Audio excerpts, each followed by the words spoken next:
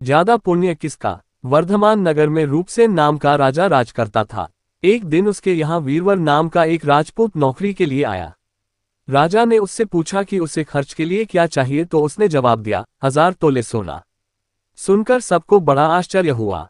राजा ने पूछा, तुम्हारे साथ कौन कौन है। उसने जवाब दिया, मेरी स्त्री, बेटा और बेटी। राजा को और भी अचंभा हुआ, आखिर 4 जने इतने धन का क्या करेंगे। फिर भी उसने उसकी बात मान ली।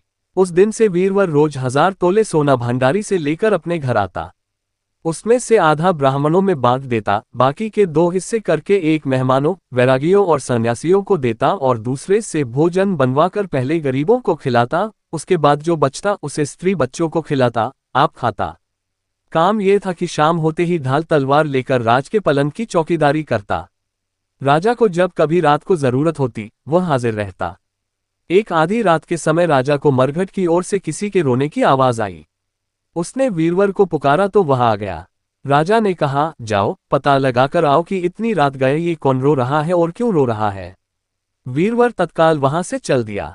मरघट में जाकर देखता क्या है कि सिर से पांव तक एक स्त्री गहनों से लदी कभी नाचती है, कभी कूदती है और सिर पीट पीट कर रोती है, लेकिन उसकी आंखों से एक बूंद आंसू की नहीं निकलती।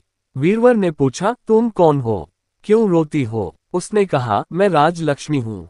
रोती इसलिए हूँ कि राजा विक्रम के घर में खोटे काम होते हैं, इसलिए वहां दरिद्रता का डेरा पड़ने वाला है।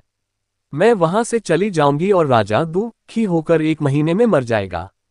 सुनकर वीरवर ने पूछा, इससे बचने का कोई उपाय है। स्त्री बोली, हाँ है। यहाँ से पूरब में 1 योजन पर एक देवी का मंदिर है। अगर तुम उस देवी पर अपने बेटे का शीश चढ़ा दो तो विपदा टल सकती है। फिर राजा 100 बरस तक बेखटके राज करेगा। वीरवर घर आया और अपनी स्त्री को जगाकर सब हाल कहा। स्त्री ने बेटे को जगाया, बेटी भी जाग पड़ी। जब बालक ने बात सुनी तो वह खुश होकर बोला, आप मेरा शीश काटकर जरूर चढ़ा दें। एक तो आपकी आज्ञा, दूसरे स्वामी का काम, तीसरे ये देह देवता पर चढ़े, इससे बढ़कर बात और क्या होगी। आप जल्दी करें। वीरवर ने अपनी स्त्री से कहा, अब तुम बताओ। स्त्री बोली, स्त्री का धर्म पति की सेवा करने में है। निदान 4 जने देवी के मंदिर में पहुंचे। वीरवर ने हाथ जोड़कर कहा, हे देवी, मैं अपने बेटे की बलि देता हूं। मेरे राजा की 100 बरस की उम्र हो। इतना कहकर उसने इतने जोर से खांडा मारा कि लड़के का शीश धड़ से अलग हो गया। भाई का ये हाल देखकर बहन ने भी खांडे से अपना सिर अलग कर डाला। बेटा बेटी चले गए तो दूर की मां ने भी उन्हीं का रास्ता पकड़ा और अपनी गर्दन काट दी। वीरवर ने सोचा कि घर में कोई नहीं रहा तो मैं ही जीकर क्या करूंगा। उसने भी अपना सिर काट डाला। राजा को जब यह मालूम हुआ तो वह वहां आया। उसे बड़ा दुख हुआ कि उसके लिए 4 प्राणियों की जान चली गई। वो सोचने लगा कि ऐसा राज करने से धिक्कार